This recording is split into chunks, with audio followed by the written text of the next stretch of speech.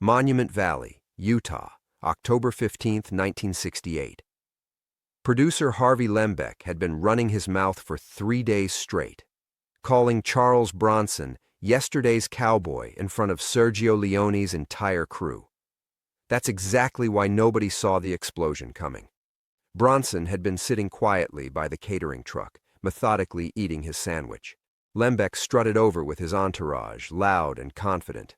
He pointed at the 52-year-old actor and declared to everyone within earshot, "This is what's wrong with Westerns. Guys like Charlie here, still acting like it's 1935. What happened in the next 30 seconds changed everything. Not just for Bronson, not just for the movie, for the entire Western genre." Lembeck hit the ground.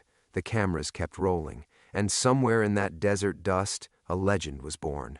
The day a coal miner's son from Pennsylvania reminded Hollywood what real fire looked like.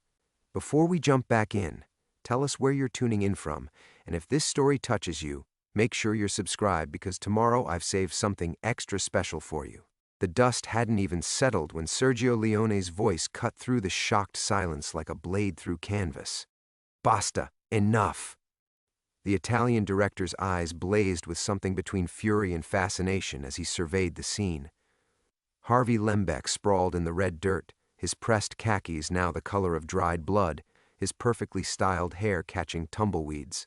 The producer's entourage, 3 studio executives in ridiculous safari jackets, stood frozen like deer in headlights. But it was Charles Bronson who commanded the moment. The actor stood perfectly still, his weathered hands hanging loose at his sides, no trace of the violence that had just erupted visible in his posture. Only his eyes betrayed what had happened. They burned with an ancient fire that seemed to reach back through generations of hard men who'd carved their names into unforgiving stone. "Charlie," Lembeck wheezed from the ground, tasting copper and humiliation. "You crazy son of a—" "Shut up, Harvey." Leone's assistant director, Mickey O'Brien, stepped forward, his Irish accent thick with warning. "Just shut the hell up." The film crew, grips, gaffers, script supervisors, makeup artists, formed a loose circle around the confrontation. Most had worked enough sets to know when to stay quiet and when to run. This felt like both moments at once. Bronson reached into his shirt pocket with deliberate slowness and pulled out a pack of Lucky Strikes. His fingers, scarred from childhood years hauling coal carts in Pennsylvania mines, didn't shake as he lit one. The flame from his Zippo illuminated eyes that had seen too much and forgotten nothing. 20 years, Bronson said finally, his voice carrying the gravel of underground tunnels and late-night fights in working-class bars. 20 years I've been taking your garbage parts, playing the heavy, the psycho, the guy who gets shot in the second act. He took a long drag, letting smoke drift across the ancient landscape. Never complained, never caused trouble, just did the work. Lembeck struggled to his feet, his studio executives rushing to brush dust from his clothes like anxious valets. "This is assault, Bronson. I'll have you blacklisted from every—" "Will you?" Bronson's laugh held no humor. "With what? You gonna tell people I hit you because you called me old? Because you said I couldn't act?" He gestured toward the towering red mesas surrounding them. "Look around, Harvey. This is Monument Valley, John Ford's cathedral, where real Westerns were born. And you want to lecture me about what's wrong with the genre?" The wind picked up, carrying with it the scent of sage and something older, the ghosts of cavalry charges and cattle drives, of desperate men making desperate choices under an endless sky. Leone had been filming Westerns in Spain for years, but this moment felt different, more authentic. The Italian director sensed something profound happening, something that couldn't be scripted or manufactured. His instincts, honed through countless hours of studying American mythology, told him to keep watching. "You think this is about acting?" Bronson continued, addressing not just Lembeck but the entire assembled crew. "You think what you saw in those early pictures, House of Wax, Drumbeat, Machine Gun Kelly, you think that was me pretending to be dangerous?" O'Brien found himself holding his breath. In 30 years of making movies, he'd never heard an actor speak with such quiet intensity. It was like watching a man confess to crimes nobody knew had been committed. "I grew up in Ehrenfeld, Pennsylvania," Bronson said. "Population 1,200 on a good day. My father died in the mines when I was 10. Left my mother with 15 kids and nothing but debt. You know what you do in a place like that? You fight. For food, for work, for the right to wake up tomorrow and do it all again. He flicked his cigarette into the dust where it smoldered like a fallen star. Every character I've played, every villain, every psychopath, they're all me, Harvey. Just different versions of what a man becomes when the world tries to bury him alive. Bronson's voice dropped to barely above a whisper, but in the desert silence, every word carried. The only difference is, in the movies, I die at the end. In real life, I'm still here. Leone made a decision that would change cinema history. Instead of shutting down production, instead of calling security or studio heads or lawyers, he turned to his cinematographer. "Tonino," he said quietly, "set up the cameras again. Different angle this time. Sergio, what are you? We're going to capture this. All of it. Whatever happens next." Leone's eyes never left Bronson's face. This isn't just an actor having a breakdown. This is America, bleeding through the cracks. As the crew scrambled to reposition equipment, Bronson stood motionless in the fading afternoon light, a man-shaped piece of the landscape itself, weathered, enduring, and absolutely unbreakable. The real performance was just beginning. The cameras rolled in silence, their mechanical whisper the only sound breaking the desert's cathedral hush. Bronson felt the lens like a confession booth, waiting, patient, hungry for truth. He'd been photographed thousands of times before, but this moment carried different weight. This wasn't about hitting his mark or remembering lines. This was about excavation. "Tell them about Ehrenfeld." Leone's voice came soft as prayer. The Italian director understood something the Hollywood machine never grasped. That real stories lived in the spaces between words, in the pauses where men decided whether to reveal themselves or retreat into comfortable lies. Bronson's weathered face caught the last amber light of day. Monument Valley's ancient monuments stood witness as he reached back through 42 years of carefully buried memories. "My real name's Charles Dennis Buczynski," he began, his voice carrying the rhythm of coal cars and steam whistles. Nobody in Hollywood wanted a name that sounded too polished, too foreign, too much like the kind of people who died underground for other men's comfort. The crew had gone utterly still.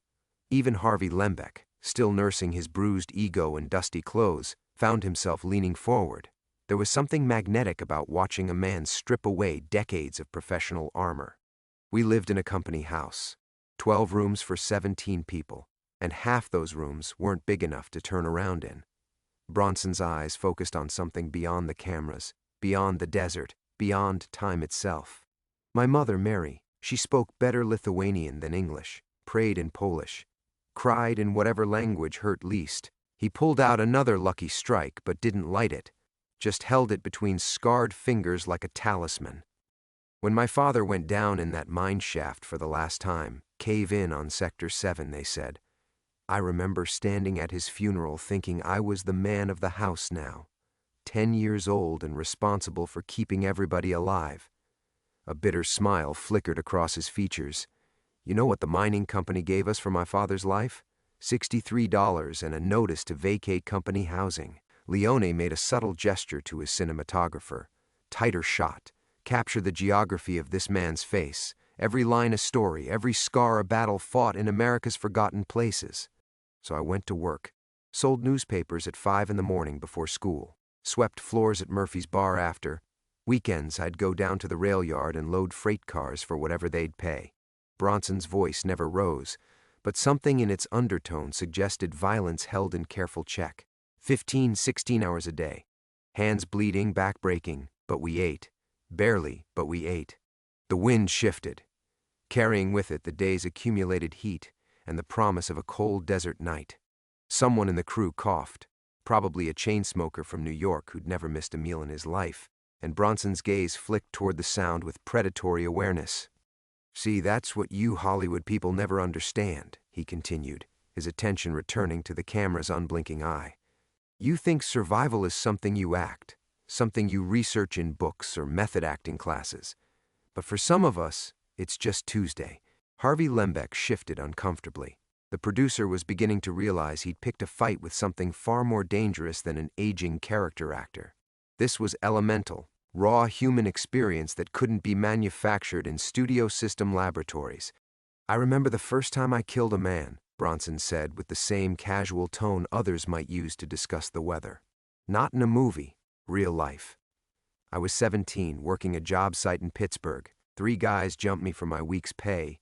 Figured some dumb Polack kid would be easy money." The silence stretched taut as piano wire.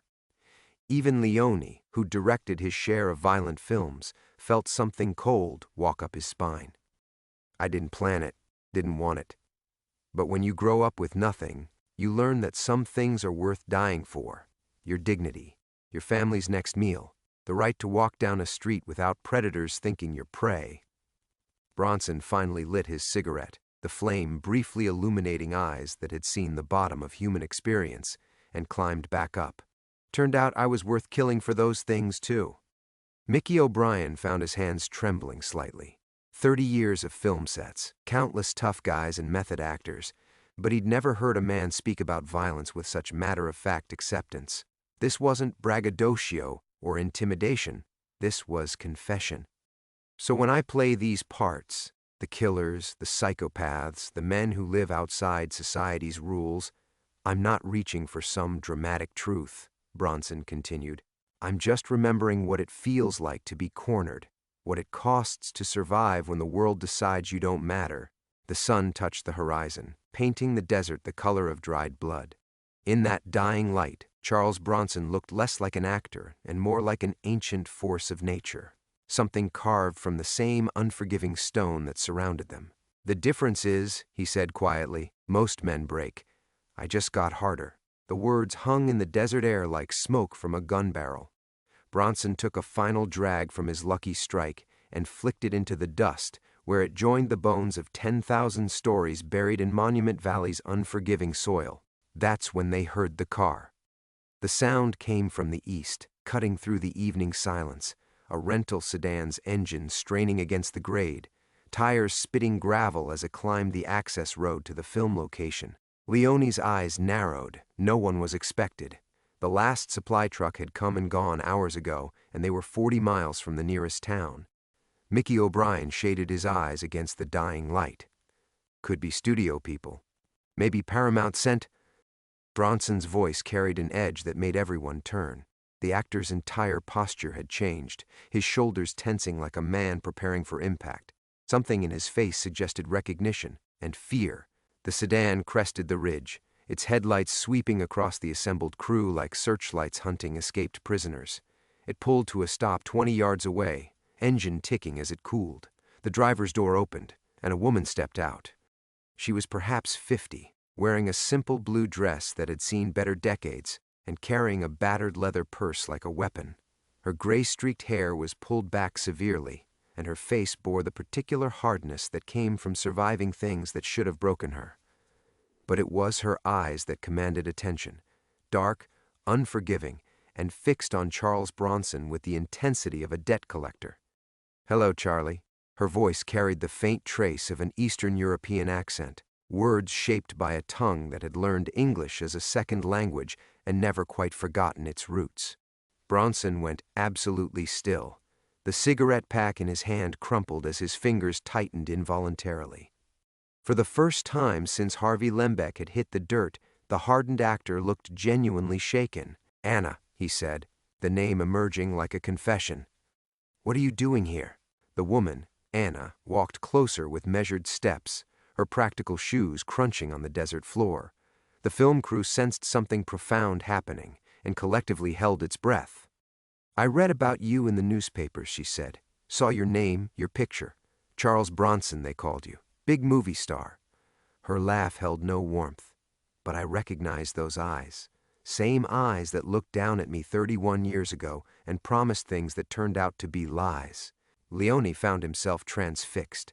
His director's instincts screamed at him to keep filming, but something deeper, call it human decency, made him gesture for the cameras to stop rolling. This felt too raw, too personal for public consumption. Harvey Lembeck, still nursing his wounded pride, started to speak. "Listen, lady, We're in the middle of... Anna's gaze shifted to him with surgical precision. You shut your mouth. This doesn't concern you. Her attention returned to Bronson. But it concerns him, doesn't it, Charlie? Or do you prefer Charles now? Charles Bronson, the big tough guy who kills people in movies? Bronson's hands trembled almost imperceptibly. Anna, I can explain... Explain? Her voice rose for the first time, carrying across the desert like a war cry. Explain what? How you left Pittsburgh one night without a word. How you left me waiting for 3 months before I finally understood you weren't coming back. She opened her purse and pulled out a yellowed envelope, its edges soft with age and handling. Or maybe you want to explain this? She held up the letter, and even from a distance, Mickey O'Brien could see Bronson's name written in faded ink across the front. The actor's face went pale beneath his weathered tan. I wrote you 17 letters, Anna continued, her voice now deadly quiet. 17 letters telling you about your son, about how he looked like you, about how he asked where his daddy was. Her fingers tightened on the envelope, about how he died. The words hit Bronson like physical blows. His knees actually buckled slightly, and he had to step back to maintain balance. The man who had just confessed to killing someone with matter-of-fact calm now looked like he might shatter. Anna, I never knew. You never knew because you never looked back. She advanced another step, and suddenly the 50-year-old woman in the simple dress looked more dangerous than any character Bronson had ever played. You ran away to Hollywood to become somebody else, left Charles Buczynski buried in Pennsylvania with all his responsibilities. The desert wind picked up, stirring dust devils between the monuments. In the gathering darkness, ancient and modern grief merged into something primal. Bronson reached toward her with one scarred hand, then let it fall. What was his name? He whispered. Anna's smile could have cut glass. Michael Charles Buczynski. He would have been 30 this year. In that moment, watching Charles Bronson's carefully constructed armor finally crack, everyone present understood they were witnessing something that would change everything. The man who had just proclaimed himself unbreakable was breaking apart, one buried truth at a time. The silence stretched like a wire about to snap. Bronson stood frozen in the gathering darkness, Anna's words echoing off the stone monuments like gunshots in a cathedral. Around them, the film crew exchanged glances, some confused, others beginning to understand they'd stumbled into something far beyond a Hollywood production dispute. Michael, Bronson repeated, the name foreign on his tongue. His voice cracked like an adolescent's. Anna, you have to believe me, I never got your letters. Anna's laugh was sharp as broken glass. Of course you didn't, because Charles Buczynski died the day you left Pittsburgh. Isn't that right? You buried him so deep that even his son's death couldn't reach him. Harvey Lembeck shifted nervously, suddenly eager to be anywhere else. The producer who'd been so confident mocking Bronson's primitive acting now found himself witnessing something genuinely primitive, the kind of raw human pain that made grown men look away. Maybe we should... Mickey O'Brien started, but Leone silenced him with a gesture. The Italian director's artistic instincts warred with his conscience. This wasn't performance anymore. This was archaeology, someone digging up bones that should have stayed buried. Bronson took a stumbling step toward Anna, then stopped as if hitting an invisible wall. How did he die? The question hung in the air like smoke. Anna studied his face in the dying light, searching for something, guilt perhaps, or the flicker of the man she'd once known. Pneumonia, she said finally. He was 6 years old, weak lungs like his grandfather. Her voice dropped to barely above a whisper. He kept asking for his daddy right up until the end. I told him you were coming home. I kept telling him that lie because it was easier than explaining that his father had decided being Charles Bronson was more important than being Charles Buczynski. Several crew members began backing away, instinctively understanding they were witnessing something too intimate for strangers. But Bronson seemed oblivious to their presence now. His entire world contracted to this small circle of desert floor where his past had finally caught up with him. I didn't know, he repeated, but the words sounded hollow even to him. Anna, if I had known...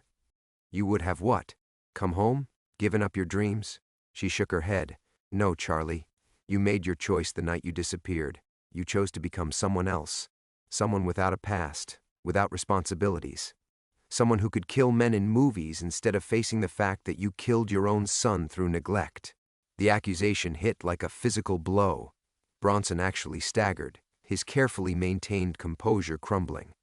The man who'd just confessed to real violence with cold precision now looked utterly defenseless. That's not, I didn't what? Didn't abandon us?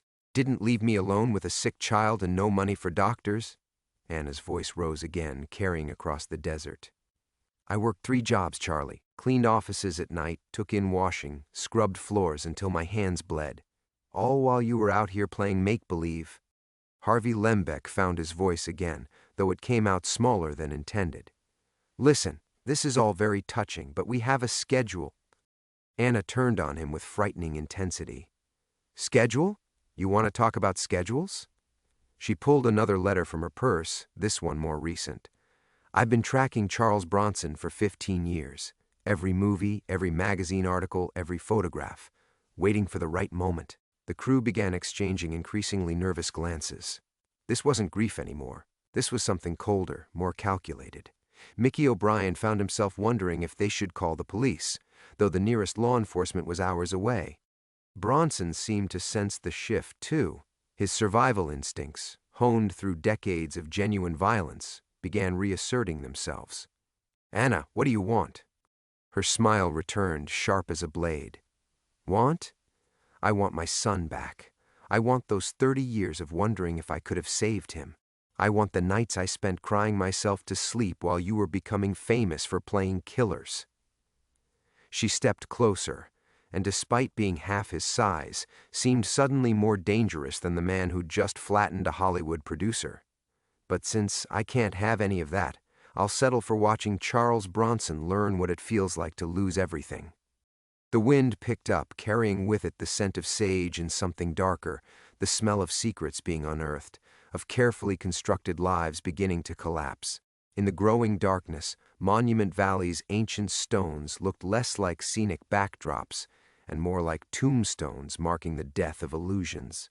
Leone watched Bronson's face in the fading light, recognizing something he'd seen in war photographs, the look of a man realizing the ground beneath his feet was already gone, that he'd been falling all along without knowing it.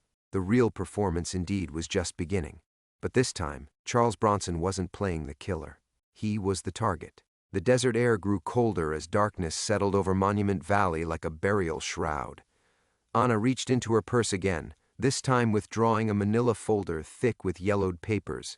She held it against her chest like armor. I brought everything, she said quietly. Medical records, death certificate, the receipt from the funeral home, $18, Charlie.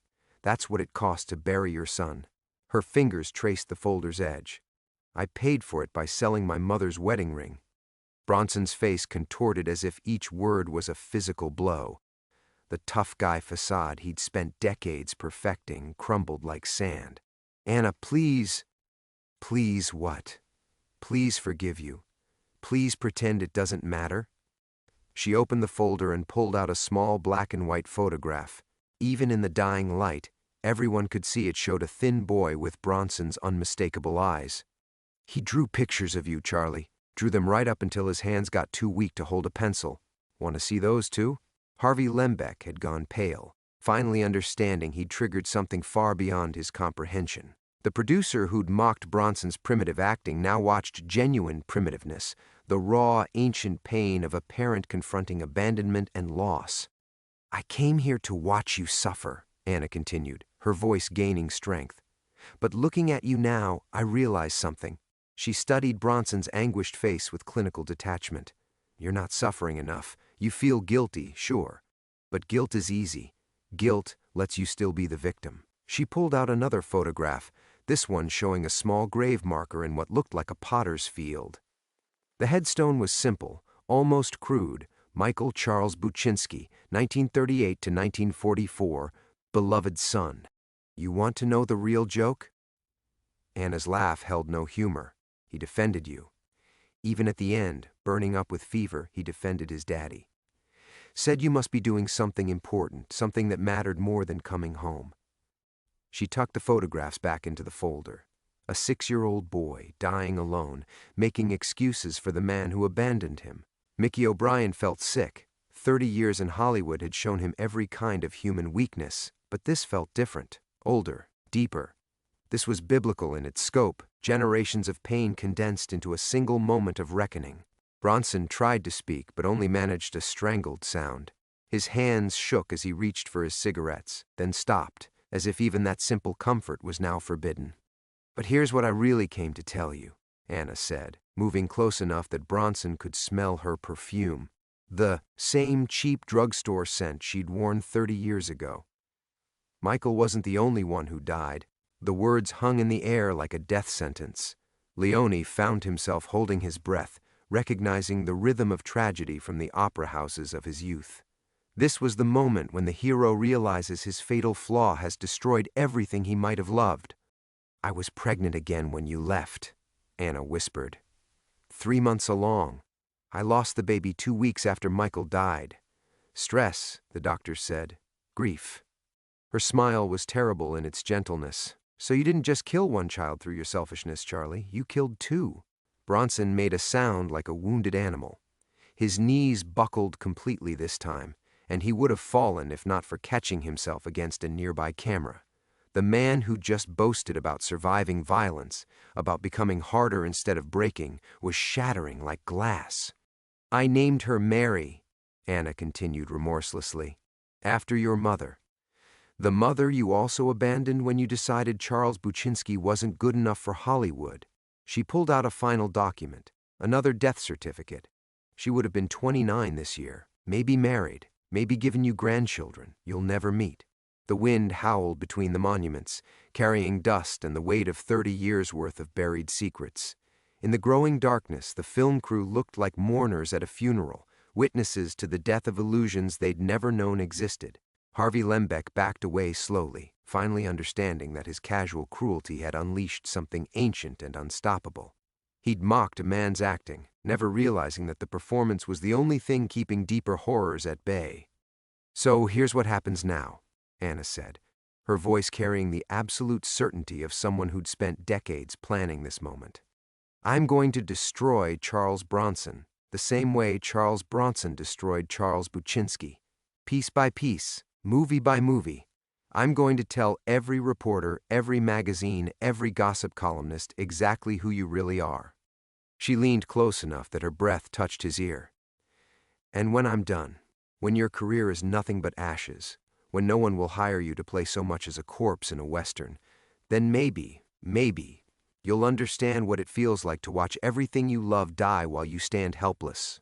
In the deepening night, Charles Bronson finally learned what it meant to be truly afraid.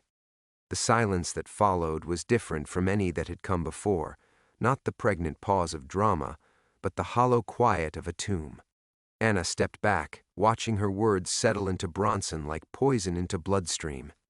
The desert wind carried the distant sound of coyotes, their howls echoing off the monuments like laughter from the underworld. But then something unexpected happened. Charles Bronson began to laugh. It started as a low rumble in his chest, barely audible over the wind. Anna's triumphant expression faltered as the sound grew stronger, more bitter. This wasn't the broken sob she'd expected, nor the pleading denial. This was something else entirely. The laughter of a man who just recognized the punchline to a 30-year joke. "Jesus Christ," Bronson said, straightening up slowly, his voice thick with something between grief and amusement. "Jesus fucking Christ, Anna. You really don't know, do you?" The crew exchanged glances. Mickey O'Brien felt the hair on his neck rise. There was something in Bronson's tone that suggested another shoe was about to drop, and this one might crush everything beneath it. Anna's confidence wavered for the first time. "Don't know what?" Bronson wiped his eyes, though whether from tears or laughter was impossible to tell in the darkness. "You want to destroy Charles Bronson? You want to tell the world who I really am?" He shook his head, still chuckling with dark amusement. "Lady, you're about 30 years too late for that revelation." Harvey Lembeck found his voice, though it came out as barely a whisper. "What's he talking about?" Bronson fixed his gaze on Anna, and suddenly his expression shifted. The anguish was still there, but underneath it was something harder, Not the manufactured toughness of Hollywood, but the genuine steel of a man who'd survived truths that would break others. I never got your letters, Anna. That part's true. But not because I was running away from Charles Buczynski. His voice dropped to barely above a whisper, forcing everyone to lean closer. I never got them because I was in a military prison in the Pacific. For 2 years. The revelation hit like a physical impact. Anna stepped backward, her folder of evidence suddenly feeling less substantial in her hands. That's impossible, she said, but her voice lacked conviction. You were in Hollywood making movies. I saw the newspaper articles. You saw what the studio wanted you to see, what they told the papers. Bronson's laugh turned uglier. You think Hollywood gives a damn about truth? They created Charles Bronson while Charles Buczynski was rotting in a cell in Guam, charged with killing his commanding officer. Leone felt his director's mind racing. This wasn't just personal drama anymore. This was the kind of story that could destroy careers, end studios, rewrite Hollywood history. His hands trembled as he fought the urge to signal his cameraman to start rolling again. Anna's folder slipped from her fingers, photographs scattering across the desert floor like fallen leaves. You're lying. Am I? Bronson reached into his jacket and pulled out a worn wallet. From it, he extracted a yellow document, folded so many times the creases had become permanent scars. Court-martial proceedings. Charles Dennis Buczynski, private first class, accused of striking and killing Staff Sergeant William Morrison during a disciplinary action. The paper rustled in the wind as he held it up. Even Harvey Lembeck could see the military seals, the official stamps that spoke of authenticity. I was protecting a kid, Bronson continued, his voice now completely flat, drained of all emotion. 18 years old, from some farm in Nebraska. Morrison was, let's just say he had appetites that didn't involve food. His eyes found Anna's in the darkness. I hit him once, just once. But I hit him too hard and the son of a bitch fell wrong and cracked his skull. Mickey O'Brien felt the world shifting beneath his feet. 30 years in Hollywood, and he'd never suspected this. The man they'd all known as Charles Bronson, the actor everyone assumed was just playing tough guys, had actually killed someone in the service of protecting someone weaker. Self-defense, Bronson said. Protection of another serviceman. The court-martial board agreed, eventually. But it took 2 years to sort out, and by then, he gestured helplessly. By then I had nothing to come home to. Anna was shaking her head, but tears had started flowing down her cheeks. No, you could have written. You could have told me. With what? Bronson's voice cracked for the first time since his laughter had begun.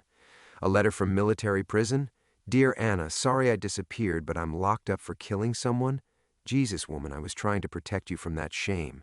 The terrible irony settled over the assembled group like volcanic ash. Harvey Lembeck finally understood why his casual mockery had triggered such violence. The man he'd called a primitive actor wasn't acting at all. He was a genuine killer trying to build something clean from blood-stained hands. You want to destroy Charles Bronson?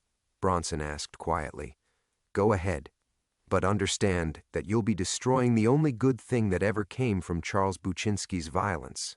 In the desert darkness, surrounded by ancient stones that had witnessed countless human tragedies, two broken people finally saw each other clearly for the first time in 30 years. The photographs lay scattered across the desert floor like fallen prayers, their edges already catching sand. Anna stared at the court-martial document in Bronson's hand, her world reshaping itself around this new gravity. The silence stretched, until even the wind seemed to hold its breath. 2 years, she whispered finally.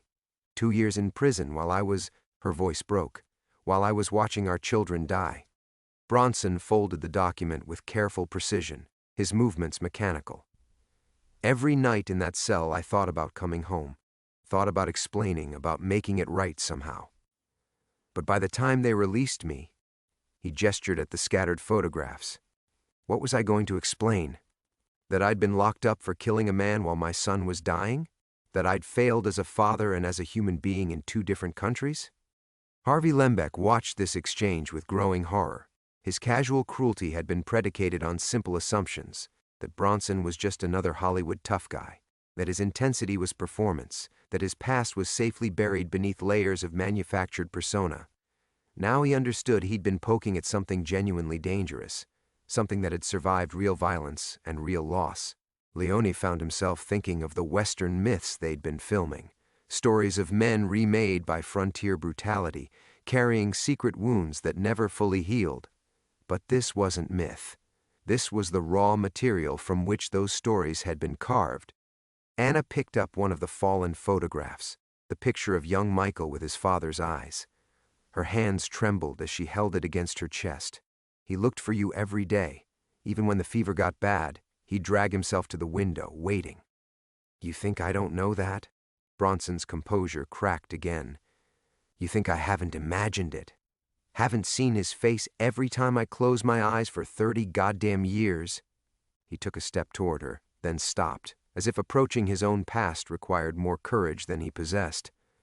I became Charles Bronson because Charles Buczynski was a coward who failed everyone who mattered. Mickey O'Brien felt the weight of decades shifting around them. Hollywood was built on reinvention, on the comfortable fiction that anyone could shed their past and become someone new.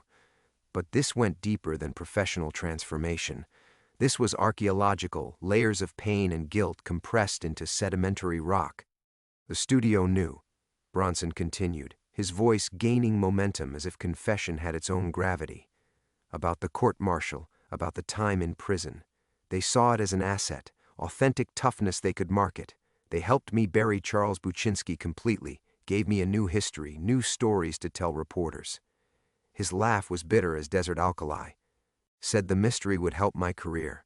Said women liked dangerous men with hidden pasts.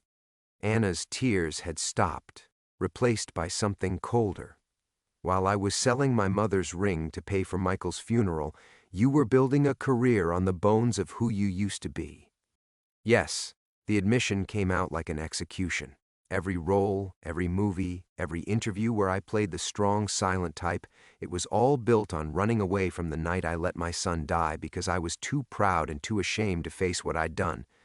The crew had gone completely still, understanding they were witnessing something that would reshape everything they thought they knew about the man they'd been working with.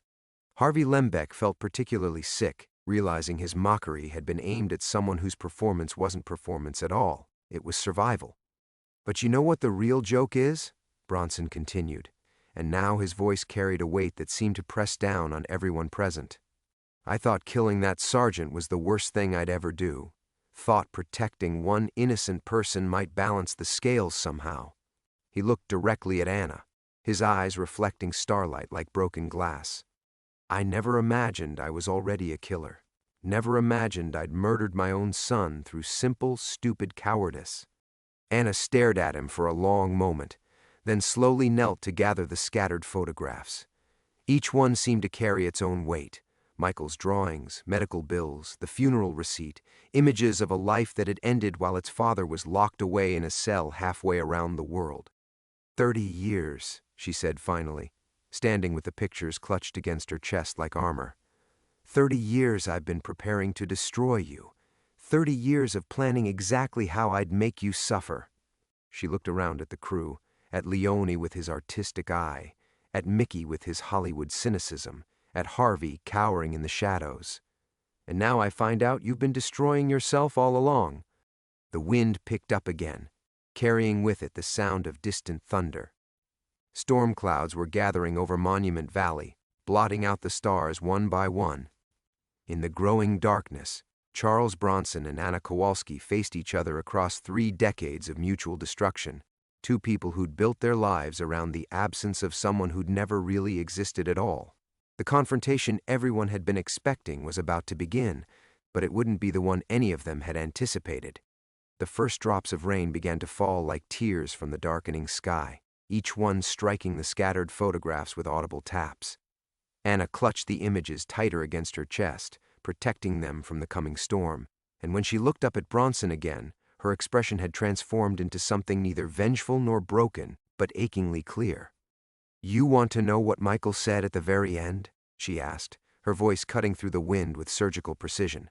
When the fever finally broke his defenses and he couldn't pretend anymore, she stepped closer, close enough that Bronson could see his own reflection in her eyes. He said he forgave you. Said his daddy must be fighting the bad men, and that was more important than coming home. Bronson's face crumpled. The man who'd built a career on stoic endurance, who'd survived military prison and 30 years of self-imposed exile from his own identity, finally broke completely. His knees hit the desert sand, and the sound that escaped his throat was purely animal, the howl of a parent confronting unforgivable loss. "A 6-year-old boy," Anna continued, kneeling beside him in the dirt, her voice now gentle as rainfall, forgave what the man couldn't forgive himself. She reached out tentatively, her fingers hovering inches from his shoulder. "What does that make us, Charlie? What does that make this whole goddamn charade we've been performing for 3 decades?" The crew watched in stunned silence as the woman who'd come to destroy Charles Bronson instead offered him something like absolution. Harvey Lembeck felt his chest tighten, understanding with crystalline clarity that his casual cruelty had nearly prevented this moment. This collision of truth that was somehow healing both participants, even as it devastated them. Leone found himself thinking of Pietas, of Renaissance paintings where suffering transformed into something sacred. The rain was falling harder now, turning the red desert sand into muddy streams that carried away the detritus of their shared destruction. "I can't bring them back," Bronson whispered through his tears. "Michael, the baby, the man I killed, the father you married, I can't resurrect any of it." Anna's hand finally made contact with his shoulder, the first gentle touch they'd shared in 30 years. "No, but you can stop killing them again every day." She gathered the rain-soaked photographs with her free hand, protecting them as carefully as relics. Charles Buczynski was a scared boy who made a terrible choice. Charles Bronson was the penance he paid. Maybe it's time to figure out who you actually are. Mickey O'Brien felt something shift in the air around them. Not just the storm, but the weight of decades finally settling into something bearable. The vengeance Anna had carried like a weapon for 30 years was transforming into something more complex, more forgiving. The self-hatred that had driven Bronson to exile himself from his own life was finally meeting something stronger than itself. "I don't know how," Bronson said simply. "I've been running so long I don't remember what it feels like to stand still." Anna smiled, and for a moment her face carried traces of the young woman who'd once loved Charles Buczynski enough to name their children after his family. "Then maybe you learn. Maybe we both learn." She looked around at the ancient monuments surrounding them, red stone pillars that had witnessed countless storms and still stood. Maybe that's what this place is for, teaching people how to endure. The rain was falling in earnest now, washing the desert clean. Harvey Lembeck stepped forward, his earlier arrogance completely stripped away. "Charlie, He stopped, understanding that apology was insufficient for what he'd unleashed, what he'd nearly destroyed. "I'm sorry. I'm so goddamn sorry." Bronson looked up at him and his expression held no anger, only exhaustion. "You didn't know. Nobody knew. That was the point." He struggled to his feet, Anna rising with him, and for the first time in hours he seemed to inhabit his own body fully. But maybe it's time they did. Leone felt his director's instincts stirring, recognizing the shape of resolution forming in the darkness. The storm that had been building all evening, in the sky, in the past, in the collision of secrets too long buried, was finally breaking. But instead of destruction, it was bringing the possibility of renewal. "The movie," Leone said quietly. "Tomorrow, when we finish filming—" "We finish it," Bronson said with certainty, his voice carrying new weight. "But we finish it honestly. No more performance, no more hiding behind Charles Bronson's manufactured toughness." He looked at Anna, rain streaming down both their faces. "If you're willing to help me figure out who I'm supposed to be without all the lies." Anna nodded, tears indistinguishable from rainfall. "It won't bring them back." "No," Bronson agreed. "But maybe it'll let them rest." In the desert darkness, washed clean by rain and truth, 2 broken people began the long work of learning how to stop destroying themselves. 3 months later, Charles Bronson stood in a cemetery outside Ehrenfeld, Pennsylvania, holding a bouquet of wildflowers, picked from the same hills where he'd played as Charles Buczynski 40 years earlier. The headstones were modest, working-class graves marked with simple dates and names, but they held more weight than all the monuments in Monument Valley. Anna knelt beside Michael's grave, brushing away autumn leaves with the same careful attention she'd once given to protecting his photographs from desert rain. She'd aged in the months since the confrontation, but the terrible tension that had animated her for 30 years was gone, replaced by something quieter and more sustainable. "I used to come here every Sunday," she said without looking up. "Talked to him like he could hear me, told him about school and the weather and how angry I was at his father." She placed fresh flowers on the small headstone. "Last month was the first time I came just to remember him being happy." Bronson crouched beside her, his movements still carrying traces of the careful control he'd learned in military prison. But softer now, less guarded. The weight he'd carried for decades hadn't disappeared, would never disappear, but it had shifted into something he could bear without destroying everything around him. "Once Upon a Time in the West comes out next week," he said quietly. "Leone thinks it might change everything. Says audiences have never seen anything like it." Anna smiled, the expression transforming her face into something recognizable from their youth. "Mickey sent me the final cut. You look like yourself in it. Not Charles Bronson, not Charles Buczynski trying to hide. Just yourself." She paused, watching clouds gather over the Pennsylvania hills. Michael would have been proud. The movie had indeed been finished honestly. Leone had captured something raw and unguarded in Bronson's performance, a quality that transcended acting and became something approaching truth. The critics would later call it revolutionary, a Western that showed what violence actually cost the people who carried it. But for Bronson, it had simply been the first time he'd allowed cameras to see who he really was beneath the constructed persona. "Harvey offered me 3 more pictures," Bronson said, standing slowly. "Says the studios are calling with roles I never would have been considered for before. Leading man parts, heroes instead of killers." Anna looked up at him, shading her eyes against the autumn sun. "What did you tell him?" "That Charles Bronson might be interested if the scripts were worth his time." He paused, choosing his words carefully. "But Charles Buczynski has other things to do first." They walked together through the small cemetery, past graves marked with Polish and Lithuanian names, monuments to the immigrant families who'd carved lives from Pennsylvania's unforgiving landscape. Bronson had been visiting these graves for weeks now, relearning the names and stories he'd spent decades trying to forget. "I've been thinking about the house," Anna said as they reached the cemetery gates. "My mother's place is still empty. Needs work, but the bones are solid." She hesitated, then added, "There's room for someone who wanted to help fix it up. Someone who needed a place to figure out who he's supposed to be." The offer hung between them like a bridge across 30 years of mutual destruction. Not romance, that young love had died with their son, but something more complex. 2 people who'd survived the same catastrophe learning how to exist in its aftermath without destroying themselves or each other. "I don't know if I remember how to be still," Bronson admitted. "How to live somewhere without running away when it gets complicated." Anna laughed, the sound carrying traces of the girl who'd once believed in happy endings. "Then you'll learn. We both will." She touched his arm gently, the gesture now familiar after months of careful reconstruction. "Besides, someone needs to help me tell Michael's story properly, the real story, not the version I've been carrying around like a weapon." As they walked toward Anna's car, Bronson felt something he hadn't experienced in decades, the possibility of a future that wasn't built on escaping the past. Hollywood would continue calling, offering him roles that traded on his newfound reputation for dangerous authenticity. But Charles Bronson was becoming less important than the man who carried that name. The Pennsylvania hills stretched around them, scarred by decades of mining but still beautiful, still capable of supporting life. In the distance, smoke rose from the chimneys of houses where families gathered for Sunday dinner, where children grew up secure in the knowledge that their fathers would be home when darkness fell. Bronson looked back once at the cemetery where his son rested, then climbed into the passenger seat beside Anna. Tomorrow he would return to the work of building something sustainable from the ruins of Charles Buczynski's choices.